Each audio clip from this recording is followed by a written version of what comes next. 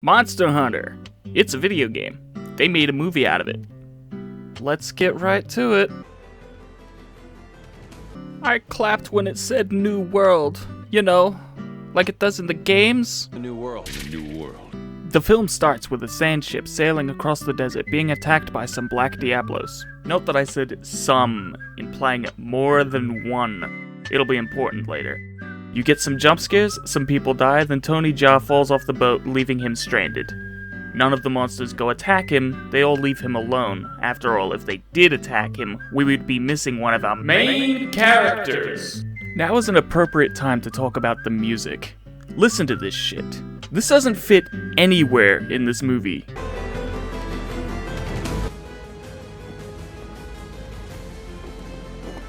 Then we cut over to our world, where a squad of American soldiers are searching for a missing squad. They share some quips and see some strange stones. Eventually, a big supernatural storm starts approaching and they decide to drive away.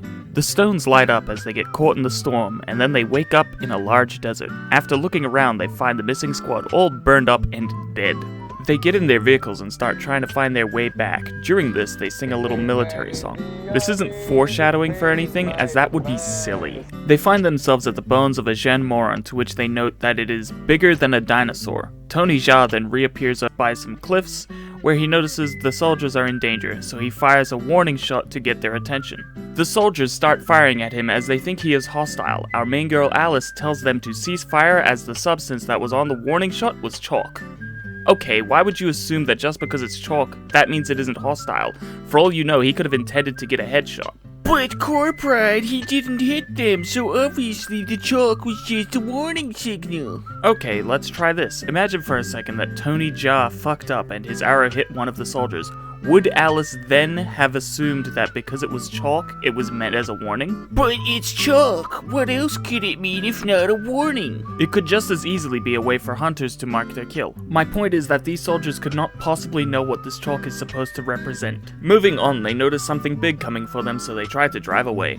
It's a single black Diablos. They shoot at it a lot, Tony Jaa jumps around, but ultimately they are caught. One of the soldiers gets impaled on the monster's horn, so he drops some grenades on it. The rest of our squad uses this as a chance to escape, so they take refuge inside a nearby cave. One of the crew panics about how they're doomed and Alice calms them down. All of a sudden, surprise, a Nasilla sneak attacks Alice and stabs her with a poison needle. As more Nasilla emerge from the darkness, the squad tries to escape. Tony Jaa still here, jumping around on the cliffs, occasionally shooting arrows at the spiders. Ultimately, the spiders win and the whole crew dies. The end. Just kidding. Alice wakes up wrapped in webs and finds that the rest of her crew are dead. She lights a flare and starts trying to find a way out. She finds that one other is still alive, though he is gravely injured. Eventually, he is in so much pain that Alice decides to take a look at his wounds. It turns out the Nasilla have laid eggs inside his skin. As soon as this is revealed, they hatch, he dies, and some more spiders show up. Alice tries to climb out of the cave via a small tunnel to which she is pursued by a Nasilla. She uses the flare to set it ablaze and then throws a belt of bullets onto its head. This causes the bullets to start firing randomly, allowing her to get to safety, thus ending the spider part of this movie. Okay, how the hell isn't she dead? The spiders killed everyone easily. They had her completely captured, same as everyone else, but for some reason they didn't just kill her, or at least lay eggs in her like they otherwise would have. You're telling me these monsters that kill indiscriminately as depicted by this movie have decided to be discriminate? Also, how would bullets firing everywhere be a good idea? This plan very well could have just killed her had a bullet just gone the wrong direction. Also, what the fuck is with this sequence anyway? It's straight out of a horror movie. There's dark lighting, monsters hiding in the shadows, some actual body horror, and several jump scares. Who the hell played any Monster Hunter game and thought this should be how it's adapted? Moving on, Alice is now outside. She takes some time to check if she has any eggs on her body, and then takes a breather while mourning her fallen comrades. Eventually, she moves on and starts looking for water. She finds some disgusting mud water and decides not to drink it. Still thirsty, she eventually finds a shipwreck. She looks inside a barrel hoping to find water, but no luck, it's sand. Then Tony Jaa shows up and they start fighting for some reason. Why are these two hostile to each other? Moments ago, Tony Jaa tried to warn them about the Diablos and Alice told her crew to cease fire. Both of these characters are attacking their only hope of survival. They have far more reason not to fight each other. Regardless, Tony Jaa wins this exchange. He ties up Alice and takes her to his safe camp. He drinks some water, eats some gunk he carves off a rock, then, when Alice tries to speak, some Nucilla start making noise outside and he gestures her to be quiet. This should be more than enough for Alice to know that he isn't an enemy, but all she is concerned about is that she's tied up and he has water. Tony Jaa then proceeds to pray to a couple of figures. The next day, Tony Jaa is scouting the area, then Alice breaks free. She ties him up as revenge for being tied up, and then tries to drink some of his water. Just before she succeeds to do so, he kicks the bowl of water over, preventing her from tasting that sweet refreshment. To retaliate, she looks to those figures and throws her club at them. This enrages Tony Jaa, who then uses acrobatic skill to get his arms out from behind him. They proceed to fight some more, steadily decreasing their chance of getting out of this mess alive. Tony Jaa almost falls into the spider pit and Alice saves him. This prompts them to stop this feud. Why would this be what stops the fighting? I understand that she saved him in this scene, but it was pretty obvious from her perspective that he was trying to help her and her squad escape from the monsters earlier. Anyway, as a peace offering, Alice offers Tony Jaa some chocolate. He smells it, then groans in disgust. She then takes a bite to show that it is safe, and he then proceeds to eat it. He likes it. She tells him it's chocolate, and we now have this movie's big funny gag. He doesn't understand English. Chocolate! Why do we need to have a language barrier as a plot point in this Monster Hunter movie? Why couldn't it just be set entirely in the Monster Hunter world? Maybe then we wouldn't have to deal with this shit. Moving on, in order to repay her for the chocolate, Tony Jaa gives her some water. They walk to the edge of the desert and then talk about that storm in the distance. Alice says that the lightning is what brought her here. For some reason he seems to understand. Alice then points out that thing is still out there. While pointing at it. Tony Jaa calls it Diablos. Alice says that there are weapons on those vehicles near where the Diablos is. He rejects this plan immediately. Tony Jaa then directs Alice toward the Nucilla nest. Tony Jaa then uses some creative gesturing to suggest using the Nucilla to put the Diablos to sleep. Alice then says, "We poison it." And he nods that she is correct. Okay, do they or do they not understand each other? Sometimes they have to gesture or point at things to say anything, and other times they just say it and there's no problem. This movie has been very inconsistent about this so far. She then asks without gesturing, "But how are we gonna get one of those things?" To which Tony Jaa then understands. Alice is bait. Remember that song they sang earlier? We're doing it again. See, they set it up earlier and now we're using it. There's no reason for her to be singing, she could just yell a lot, it would achieve the same results. Also, how the fuck did he tell her she was bait?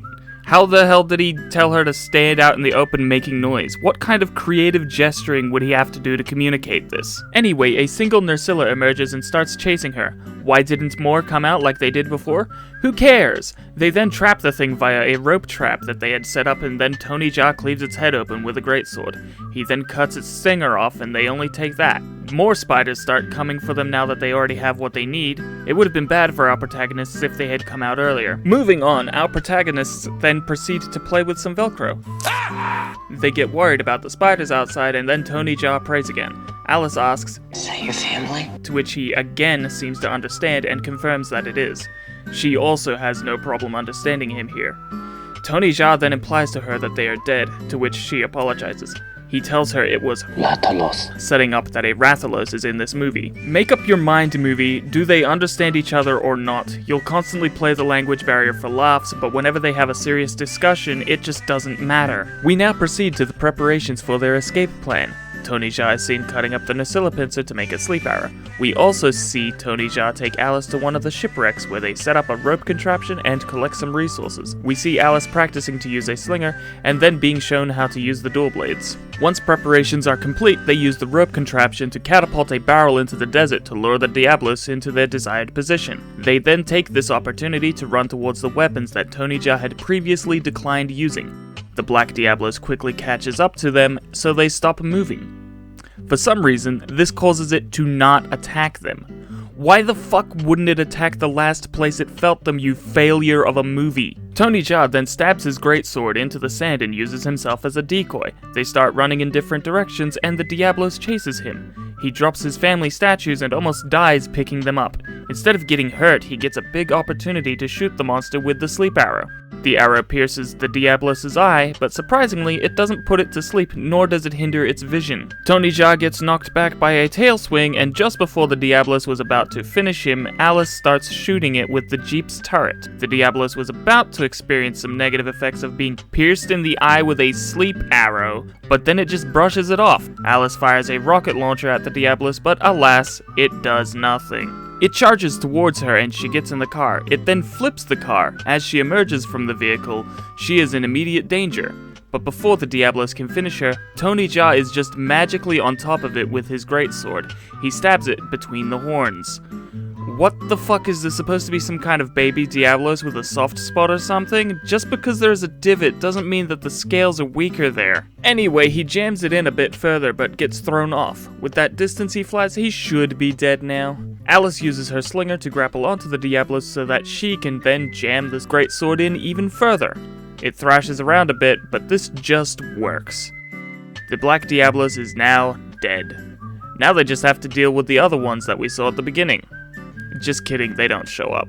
Alice then checks to see if Tony Jaa is still alive. She then cuts off a slice of the Diablos to make a toboggan. Would have been better if she carved off more from this monster that can survive rockets. Anyway, she does this so that she can carry Tony Jaa to safety. Soon she finds out that he is alive, so she covers him in a blanket and then stabs him with a med pack. This is all happening during a sandstorm. After the storm, Tony Jaa awakens, then pulls out the med pack. Then they reach a forest, thus concluding the desert section of this movie. This movie feels like it's about halfway at this point. They head in, find a decent source of water and some Absaros. Thinking that it is safe to drink, Alice tries for the creek only to be jump scared by a Cephalos. Tony Jaa kills it immediately after. Alice makes a joke about not saving him next time and he laughs it off. We've been through this already, I'm not going to explain it again.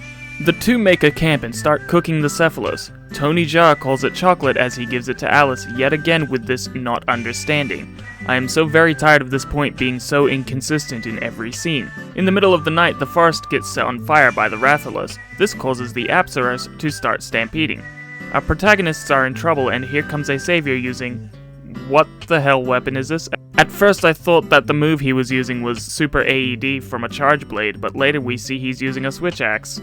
As a switch axe main, I take this personally. Anyway, they start swinging around flaming weapons to stop the Apsaros from trampling them. Tony Jaa, who had separated himself from the group, runs to a cliff, cornering himself between fall damage and a stampede. Luckily, Swinging Girl is here to save him while the Apsaros fall to their deaths like lemmings. Alice thanks the savior, Hellboy, who then says, "Don't thank me yet." He speaks English. Hopefully the explanation will be satisfying. Hellboy knocks her out and she later wakes up in a cell with some hunters whistling at her. She tries to scare them away, it doesn't work, and then Tony Jaa shows up to tell them to fuck off, I guess. They stare at each other for a moment and then he leaves. Alice then tries to escape from the cell. Succeeding in this, she ends up in the kitchen area. She has an encounter with the Meowsa chef, then Tony Jaa shows up again. Tony Jaa takes Alice to see Hellboy. Hellboy says that Tony Jaa said he misjudged her. Alice asks why she was locked up and what they are afraid of. He responds, "Your world." He explains that a long time ago others from her world crossed over and that's why he can speak English. He explains that there was once an ancient civilization and that they could travel between worlds and also that that is what the tower is for. Alice asks what happened to them. Hellboy tells her that they destroyed themselves and that their technology turned on them. Alice then asks if he thinks that her world had something to do with it, to which he suspects. Excuse me, what? You just said that the ancient civilization destroyed themselves and that their technology turned on them. Why would you then suspect someone else? You have stated two completely different things and acted as if they were the same. Fuck off. Also, how do the world travel mechanics work in this movie? As far as we're shown, you need to have the stones on both sides in order for the storm to show up. If that is the case, how did the ancients get them to our world? If that isn't the case, why don't people or things that travel between worlds just end up anywhere? Soon Hellboy tells Alice about the Rathalos. Almost impossible to kill. Their only weakness is just before they breathe fire. Everything he says here is wrong. If you've played the games, you know why. But for those of you who haven't played the games, let's go over it. First of all, saying that it is nearly unkillable is just plain wrong. In the games, Rathalos is usually fought near the end of low rank. That would place the Rathalos before the halfway point in a title that doesn't have G or Master rank. Secondly, in the games, attacking the head just before it breathes fire is a fantastic way to lose some of your health. But even outside of the context of the games, this is just stupid. Imagine for a second that you were a big dragon and could breathe fire, and you are about to do so. While you are doing this, some chucklefuck rushes toward your face with the intent to attack. What could you, as a fire-breathing dragon, do to prevent this? But Core Pride, the dragon has to fully charge its fire breath before it can release it. Says who? How long exactly does a dragon need to charge its breath before it can release its fire? Why can't it just exhale a smaller amount before it's ready? This would still be enough to prevent someone from attacking from the front. The movie then makes a joke about the Meowster chef drinking from Hellboy's mug. We soon cut to our newly formed alliance consisting of an already formed group of hunters and Alice setting off towards the tower. After some establishing shots showing off the scenery, our team arrives only to be attacked by the Rathalos. It seems as if these characters had no plan to deal with this threat they were already afraid of. At least with the Diablos they had some kind of plan, even if it didn't work out and they still killed the thing and the whole scene was dumb anyway. The crew starts fighting the Rathalos and the storm starts preparing to open a portal. Alice slices the wing of the Rathalos while everyone else just eats shit. After trying to stab the monster in the mouth, Alice jumps through the now open portal in order to escape from its fire breath. She loses consciousness for a bit and then wakes up to the sound of what she thinks is the Rathalos, but it turns out that it is a helicopter that has come to rescue her. How did they find her? Who the fuck knows? They load her up into the helicopter while stating that they have been looking for her and asking what she is wearing. As they fly away, a storm occurs yet again signaling that something is gonna come through. Who would have guessed it? It's the Rathalos. It immediately tears up the front of the helicopter and it crashes to the ground. Surely Alice has died now. Anyway, some other soldiers show up with jeeps and tanks and then proceed to shoot at the winged beast. Now we find that our protagonist is not only still alive, but that she was also the only person to survive the crash. If you don't want your character's survival to look bullshit, don't have them be the only survivor of any individual event. But Core Pride, she was strapped to a bed. That obviously kept her from being thrown around. How? In what way would that help at all? Wouldn't that make it harder to get out of the wreckage? But even before that, the aircraft falls out of the sky. There's no way being strapped in place would protect from that impact. Anyway, she stands up and looks at all the destruction the Rathalos is causing. All the nameless soldiers who died, just like all the rest of the characters in this motion picture. Alice proceeds to look through the wreckage for something she could use while the Rathalos tears apart a tank. Next, 2 planes shows up and starts firing at the monster. Of course, this does nothing, then the monster takes flight. It breathes fire onto one plane, causing it to crash into the other. As this happens, one of the soldiers in the second plane yells as he moves his body to the side. It appears that rather than move the plane, these soldiers have decided to try to dodge from the inside. Alice has now found what she was looking for, but now another plane has arrived. What do you think happens? You guessed it, the Rathalos destroys it. Yet another group of nameless nobodies bite the dust. The plane crashes down, causing an explosion that only mildly inconveniences Alice. The Rathalos now does a superhero landing and then breathes fire into the air for some reason. Alice runs directly at the Rathalos. No, it doesn't do anything to stop her, just don't think about it. She uses the clutch claw to attach to its wing and slice into it. The Rathalos gets mad and then prepares to breathe some fire. She sets fire to the item that I'm not even going to pretend to know what it is. She then places it into her slinger and launches it into the monster's mouth. This causes an explosion and the thing dies. Jokes, it was a fake out. The Rathalos gets up and walks menacingly towards Alice. She doesn't run or anything, she just cowers and then tries to squirm away. It doesn't matter though, as some other explosive is fired at it from off screen. It's Tony Jaa! Somehow he got here. But wait, did he come through the same portal as the Rathalos? There were no other storms, so I guess he did, but that would mean he fell out of the sky. He fires several more shots until the beast is properly felled. Alice and Tony Jaa meet up with each other and exchange some lines that neither of them understand. Then it is revealed that Hellboy is also here. I guess he also fell out of the sky. Tony Jaa asks for chocolate, to which she says that she doesn't have any. He laughs, implying he understood that as funny. I don't know how he could understand it as anything. Hellboy hands Alice the world's smallest greatsword and tells her that there may be more monsters coming. Just then another storm starts and then a Gormagala comes through the portal. They start to fight and then, wait, you ended the movie like that? Why on earth would you end a movie like this? They achieved nothing plot-wise, all they achieved was killing a few low-tier monsters. Then when you bring out something significant, you just end? That's it? We aren't even close to solving the issue of the storm portals. I guess that's just left open for a sequel. I was being coy earlier when I said that we were halfway through the movie. I only said that because I wouldn't blame you if you thought that that was the halfway point. The pacing of this movie is so incredibly slow for the first hour, then we'd rush to the end in 30 minutes without resolving any of the plot points. Oh well, I guess at the very least Alice made it back to her world. Then, after some credits, we get a bonus scene that shows our three main characters and the Gormagala reappear in the Monster Hunter world while still in battle. So it seems that the only thing they did accomplish just got walked back on. We also see the Meowster chef preparing to join the fight, as well as some cloaked figure standing ominously. This scene here is obviously setting up a sequel. Why can't we just have movies that exist on their own and don't set up for more? Why can't these movies just be standalone and only get sequels if they do well? Also, going by this post-credits scene, the second movie, should there ever be one, would have to start with either them killing the Gormagala or having it run away. Both of these outcomes would easily devalue this monster, making a mockery of this franchise even more so than this film already has. Well, that movie was shit. Let's go over some final thoughts. First of all, why is this movie so dark and edgy? Seriously, this movie is like a horror flick sometimes, with jump scares and body horror. Because of this, the scenes where the Meowster chef does things are so out of place in this film. Think about it, Monster Hunter is a series known for playing a funny jingle when you cook meat, and in this movie the elements that are necessary for Monster Hunter just don't belong. Maybe if you're going to make a movie really dark and serious, don't add in all the silly stuff.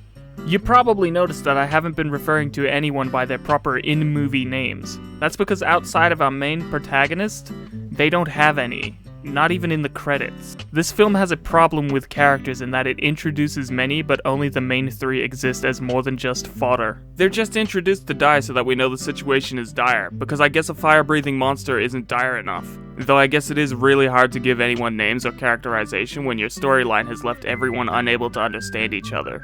Honestly, why in the fuck did they even have to go with an otherworld storyline? They could have just had it take place entirely in the Monster Hunter world. Then we wouldn't have these language barriers. To finish this off, I have to address the age-old question. Is Alice a Mary Sue? No. While there are some problems of people just liking her for no good reason, she does lose a fight and get battered around and almost die on occasion. The movie just never finishes the job. Chocolate!